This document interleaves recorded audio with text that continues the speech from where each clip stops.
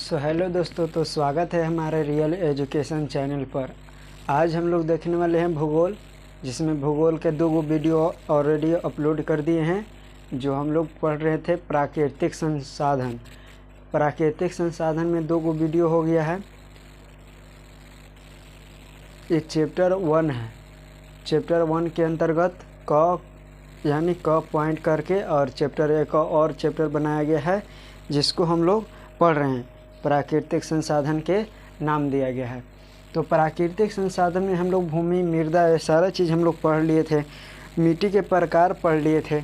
मिट्टी के प्रकार के आगे 3 मिट्टी के जो था पढ़ लिए। 6 मिट्टी के प्रकार होता है, जिसमें हम लोग 3 ऑलरेडी कर लिए हैं। ये हम चौथा जो मिट्टी है लेटराइट मिट्टी, उसको हम लोग आगे बढ़ा रहे हैं।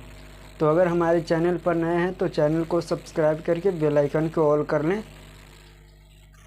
देखिए, लेटराइट मृदा यानी लेटराइट मृदा क्या है?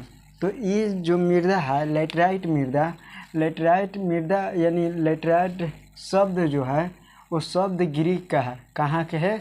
ग्रीक का है, जिसको लेटर शब्द दिया गया है। लेटर शब्द से उत्पत्ति हुआ है। किसके शब्द से उत्पत्ति हुआ है? लेटराइट को किससे उत्पत्ति हुआ है? तो लेटर शब्द से उत्पत्ति हुआ है।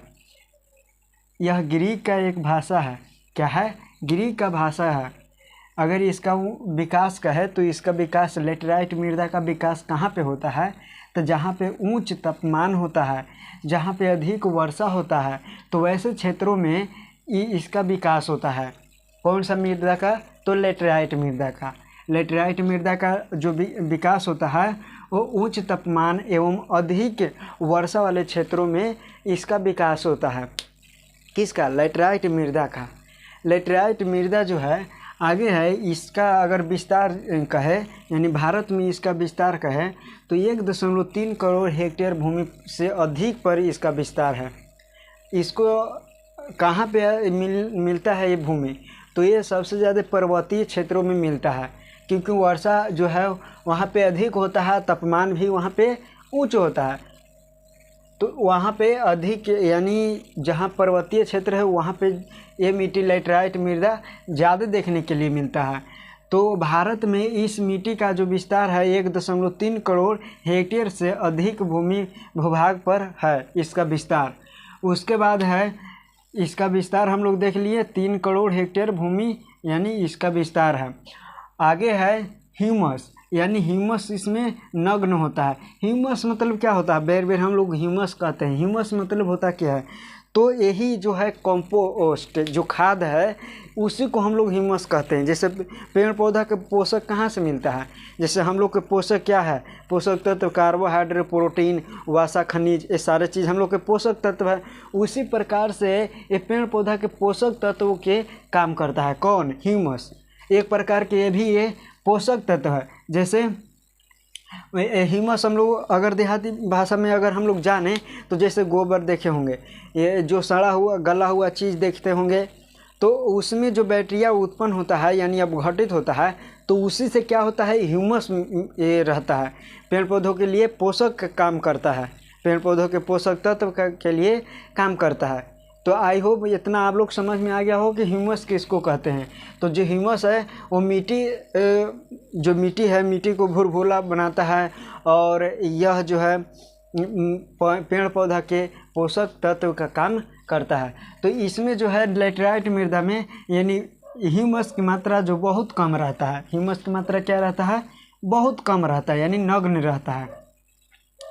अगर अधिक तापमान के कारण अधिक तापमान के कारण जैव पदार्थों का अपघटित करने वाले बैक्टीरिया नष्ट हो जाते हैं। अधिक तापमान के कारण जैविक जो जीव वहाँ पे जीव जंतु रहते हैं, जैसे सड़े गड़े जीव जंतु पेड़ पौधा है, तो वह उसको क्या करता है? बैक्टीरिया अपघटित करता है। लेकिन अधिक तापमान के कारण ये क्या हो जाते हैं? नष्ट हो जाते हैं। क्या हो जाते हैं?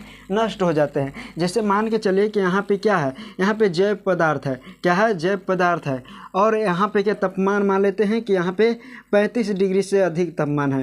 क्या है? 35 डिग्री से अधिक तापमान है। यानी मान लेते हैं 40 डिग्री सेल्सियस क्या है? तापमान है। 40 डिग्री सेल्सियस तापमान है। कहाँ पे? ये जहाँ पे लेटराइट मृदा है, यानी जैव जैव पदार्थ है, तो वहाँ पे के जो बैक्टीरिया है, क्या है, बैक्टीरिया है, वो बैक्टीरिया क्या हो जाता है, नष्ट हो जाता है। किसके कारण, तो अधिक तापमान के कारण, क्योंकि वहाँ पे के जो बैक्टीरिया है वो सह नहीं पाता है, जिसकी वजह से ये बैक्टीरिया जो है वो नष्ट हो जाता है, जिसकी वजह से जैव पदार्थों का अपघटन नहीं कर पाता है, अपघटित नहीं कर पाता है। और जब जैव पदार्थ का अपघटित नहीं होगा तो ह्यूमस नहीं मिलेगा, और ह्यूमस नहीं मिलेगा तो पोषक तत्व नहीं मिलेगा, और जब पोषक तत्व नहीं मिलेगा तो वहाँ पे जो खाद्य पदार्थ है, इनका जो कृषि है वो कृषि नहीं हो पाएगा।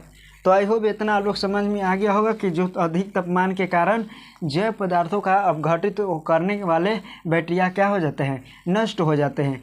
उसके बाद आगे है कि एल्युमिनियम और लौह के ऑक्साइड के कारण, एल्युमिनियम और लौह ऑक्साइड के कारण इसका रंग कैसा होता है, तो लाल रंग का होता है। कैसा होता है, लाल रंग का होता है।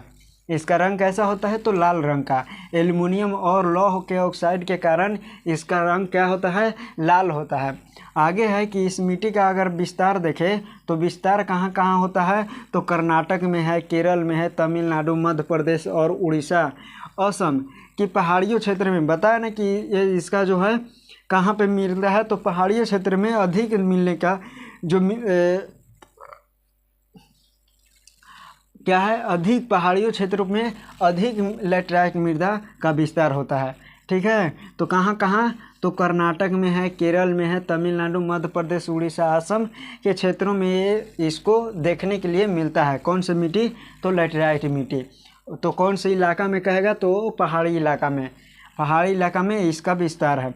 उसके बाद हम लोग आगे जानते हैं कि ये जो कर्नाटक और केरल, तमिलनाडु जैसे राज्यों में मृदा संरक्षण तकनीक के सहारे, यानी मृदा संरक्षण मृदा बचाव तकनीक मतलब कि मानव जो तकनीक है, मानव के तकनीकी के अनुसार, मानव के बुद्धिपूर्वक के अनुसार, विवेक का अनुसार, यानी विवेकपूर्ण अनुसार इसको संरक्षण के सहारे जो है चाय, कहवा का उत्पादन किया जाता है। क्या चीज़ का उत्पादन किया जाता है, चाय और कहवा। देखते होंगे सीढ़ी नुमा जो है, इसको पानी चाहिए, इसको में अधिक पानी चाहिए, लेकिन जड़ तक पानी नहीं चाहिए, यानी जड़ तक जमाव नहीं चाहिए इस पानी को। इसलिए ढाले नुमा के अनुसार, ये ढाले नुमा खेती में ये होता है चाय, इसलिए पहाड़ी इलाका में ज़्यादा होता है चाय और कहवा। असम के क्षेत्रों में जानते होंगे कि असम में सबसे ज़्यादा जो है चाय कहवा जो है उत्पादन किया जाता है। उसके बाद आगे देखते हैं, आगे है तो चाय की खेती आप लोग समझ में आ गया होगा कि देखिए ऐसे ढाले नुमा के अनुसार जो है खेती होता है। ढाले नुमा के अनुसार क्या होता है, खेती होता है, जो कि इसको पानी धान से भी अधिक चाहिए। चाय की खेती के लिए पानी अधिक चाहिए धान से भी, जो कि धान में पानी कम चाहिए कहवा के अनुसार, चाय के अनुसार और कहवा के अनुसार। लेकिन इसमें क्या है कि इसमें पानी गिरता है बूंदे बूंदे और हमेशा गिर देगा, लेकिन जड़ तो नहीं रहना चाहिए, जड़ तो इसका पानी नहीं रहना चाहिए। तो आई होप इतना आप लोग को समझ में आ गया होगा कि जो कर्नाटक, केरल और तमिलनाडु जैसे राज्यों में मृदा संरक्षण तकनीक के सहारे चाय और कहवा के उत्पादन किया जाता है। उसके अलावे जो तमिलनाडु हो गया, आंध्र प्रदेश हो गया, केरल हो गया, इस मिट्टी में जो है काजू की खेती के लिए प्रसिद्ध है। क्या है, उपयुक्त मानी जाती है। किसके लिए, काजू की खेती के लिए। कहेगा कहाँ कहाँ, तो केरल हो गया, आंध्र प्रदेश हो गया, तमिलनाडु। ये तमिलनाडु, आंध्र प्रदेश और केरल में काजू की खेती के लिए प्रसिद्ध मानी जाती है, यानी उपयुक्त मानी जाती है, उसके लायक मानी जाती है, काजू के लायक मानी जाती है। कौन सी मृदा, तो लैटेराइट मृदा। इतना आप लोग के समझ में आ गया होगा, इतना आप लोग को दिक्कत नहीं होगा। लैटेराइट मृदा के बारे में हम लोग इतना जान गए कि लैटेराइट मृदा जो है किसको कहते हैं और ये कहाँ कहाँ पाया जाता है, कौन से यहाँ पे फसल उगाया जाता है, कौन से इलाका में पाया जाते हैं, ये सारे चीज़ हम लोग देख लिए। तो फिर से हम लोग देख लेते हैं फटाफट कि रिवीजन इसको हो जाएगा। लैटेराइट शब्द की उत्पत्ति ग्रीक भाषा के लेटर शब्द से हुआ है। क्या चीज़ से हुआ है, लेटर शब्द से हुआ है। लेटर शब्द से हुआ है। एक ग्रीक का भाषा है, शब्द से हुआ है। उच्च तापमान एवं अधिक वर्षा वाले क्षेत्रों में इसका विकास होता है। भारत में इस मिट्टी का विस्तार जो है 1.3 करोड़ हेक्टेयर भूमि से अधिक भूभाग पर है। इस मिट्टी में ह्यूमस की मात्रा नगण्य होता है, यानी न के बराबर होता है। अधिक यानी अत्यधिक तापमान के कारण जैविक पदार्थों को अपघटित करने वाले बैक्टीरिया नष्ट हो जाते हैं। एल्युमिनियम और लौह के ऑक्साइड के कारण इसका रंग लाल होता है। कर्नाटक, केरल, तमिलनाडु, मध्य प्रदेश और उड़ीसा तथा असम की पहाड़ियों में लेटराइट मिट्टी का विस्तार मिलता है। कर्नाटक, केरल और तमिलनाडु जैसे राज्यों में मृदा संरक्षण तकनीक के सहारे चाय और कहवा के उत्पादन किया जाता है।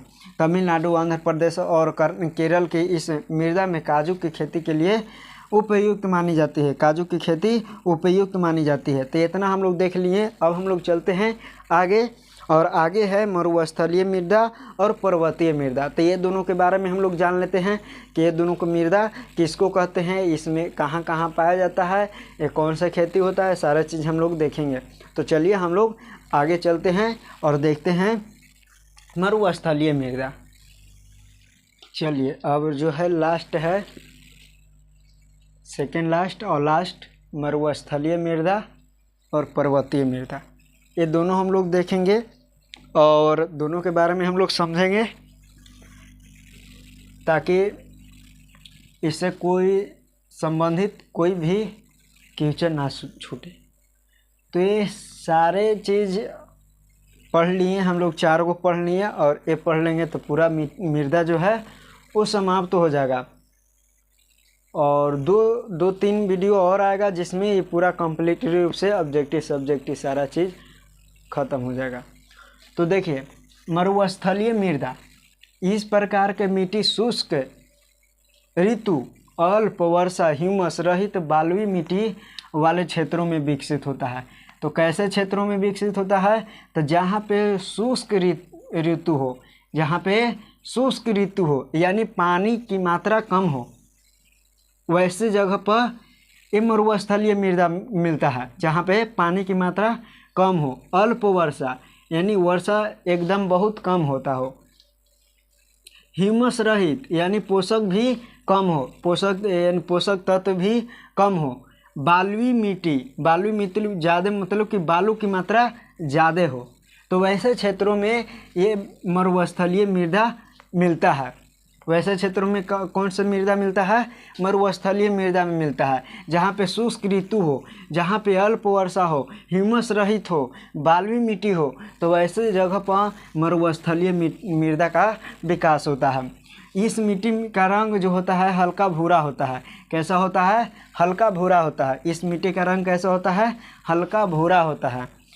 इस प्रकार की मृदा पंजाब, राजस्थान, सौराष्ट्र, कच्छ, पश्चिम हरियाणा और दक्षिण पंजाब में पाया जाता है। तो कहाँ कहाँ पाया जाता है, तो राजस्थान में पाया जाता है, पहले पंजाब पाया जाता है, राजस्थान पाया जाता है, सौराष्ट्र पाया जाता है और कच्छ पाया जाता है, पश्चिम हरियाणा पाया जाता है। उसके बाद जो है दक्षिण पंजाब में पाए जाते हैं ये मिट्टी जो है पाया जाता है। इसमें जो है वनस्पति और उर्वरक खनिज का अभाव में पाया जाता है। ये इसमें जो है उर्वरक खनिज भी कम पाया जाता है, वनस्पति भी कम यानी पेड़ पौधा इस भूमि पर यानी इस मृदा पर कम होता है। वैसे क्षेत्रों में जहाँ पे मरुस्थलीय मृदा पाया जाता है, तो वैसे क्षेत्रों में वनस्पति कम मिलते हैं, उर्वरक खनिज भी कम मिलते हैं, किंतु सिंचाई की व्यवस्था कर कपास, चावल, गेहूँ का उत्पादन किया जा सकता है। लेकिन हम लोग सिंचाई की व्यवस्था अगर वहाँ पे कर दे, जहाँ पे मरुस्थलीय मृदा है वहाँ पे अगर हम लोग सिंचाई की व्यवस्था कर दे, तो वहाँ पे क्या हो सकता है, तो वहाँ पे कपास का खेती भी उगाया जा सकता है, चावल खेती उगाया जा सकता है और गेहूं की खेती उगाया जा सकता है, यानी उत्पादन किया जा सकता है। तो हम लोग इतना देख लिए कि जो है वनस्पति और उर्वरक के अभाव होता है, किंतु अगर सिंचाई की व्यवस्था अगर कर दिया जाए तो कपास, चावल, गेहूं में ये सारे चीज़ हम लोग उपजा सकते हैं उस भूमि पर। किस भूमि पर, मरुस्थलीय मृदा पर यानी मरुस्थलीय भूमि पर। उसके बाद जो है अगला है कि अगला छठा है मृदा का प्रकार पर्वतीय मृदा, यानी पर्वतीय मृदा किसको कहते हैं? तो इस प्रकार की मृदा प्रायः पर्वतीय क्षेत्र और पहाड़ियों क्षेत्रों में देखने के लिए मिलती है। तो यह मिट्टी भी पर्वतीय है, क्योंकि यह पर्वतीय मृदा से आपको पता चलित होगा कि यह मिट्टी जो है पर्वतीय और पहाड़ियों इलाका में मिलित होगा। ठीक है, तो पर्वतीय और पहाड़ियों इलाका में ये दो जो है देखने के लिए मिलता है, यानी क्षेत्रों में मिलता है। इसमें वर्षा वन पाया जाता है, यानी जो वर्षा वाले वर्षा वन पाए जाते हैं, जो वर्षा के समय जो वन होते हैं वो वन पाए जाते हैं। जब पानी पड़ता है तो उसमें अनेक प्रकार के वन होता है, तो वैसे वन जो है वर्षा वन कहलाते हैं। जब वर्षा के समय लगता है, नए नए पेड़ पौधे लगता है, तो वैसे वन वर्षा वन कहलाते हैं। जो है इस प्रकार की मृदा प्रायः पर्वतीय और पहाड़ियों क्षेत्रों में देखने के लिए मिलती है, और जहाँ प्रायः वर्षा वन पाए जाते हैं। नदी घाटी में जलोढ़ मृदा एवं ऊंचे भागों में मोटे कणों वाली जो है अपरिपक्व मृदा के रूप में पाया जाता है। यह अपरिपक्व है, यानी परिपक्व नहीं है। यह जलोढ़ मृदा के रूप में है लेकिन अपरिपक्व है, यानी जलोढ़ मृदा की तरह है लेकिन वह उस जलोढ़ मृदा का शक्ति नहीं है। जिस प्रकार से जलोढ़ मृदा का शक्ति है, सबसे अधिक उपजाऊ अगर कोई मृदा है तो वह जलोढ़ मृदा है, तो उसके अनुसार है, लेकिन अपरिपक्व है। क्या है? अपरिपक्व है। ये जो है ऊंचे भागों में मोटे कणों के वाले अपरिपक्व मृदा के रूप में पाए जाते हैं। इसमें अम्लीय और ह्यूमस रहित होते हैं, क्योंकि देखिए किसी भी खेती को उपजाने के लिए, किसी भी फसल को उपजाने के लिए क्या चाहिए? अम्लीय, वो जो है खेती जो है मृदा अम्लीय होना चाहिए, थोड़ा अम्लीय होना चाहिए, वहाँ पे ह्यूमस होना चाहिए, लेकिन वो रहित है, यानी उसमें नहीं अम्लीय है और नहीं ह्यूमस है, यानी ये दोनों क्या रहता है? रहित रहता है। रहित मतलब कि थोड़ा सा कन्फ्यूजन हो रहा है यहाँ पे। रहित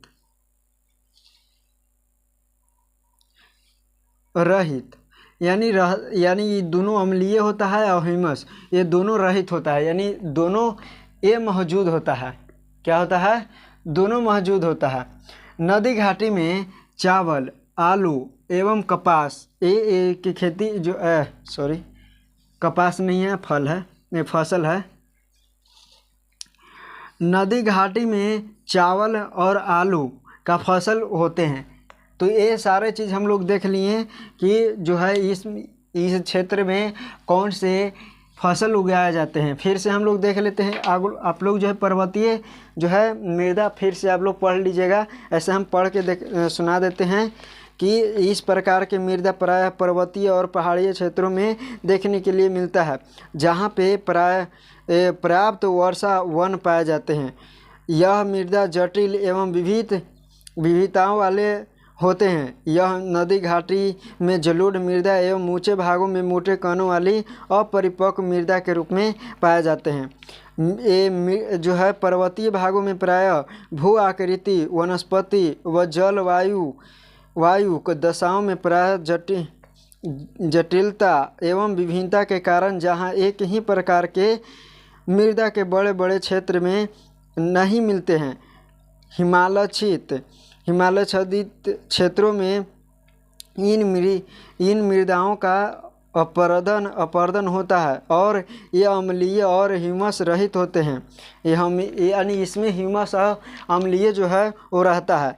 ठीक है, ये दोनों मौजूद रहता है। नदी घाटी में जो है निम्नवर्तीय क्षेत्रों में विशेष नदी सोपानों और जलोढ़ पंखों में ये मृदा उपजाऊ होती है। सोपानो खेती होता है। ठीक है, सोपानो खेती का नाम होता, खेती करने का एक नाम है, तरीका है सोपानो।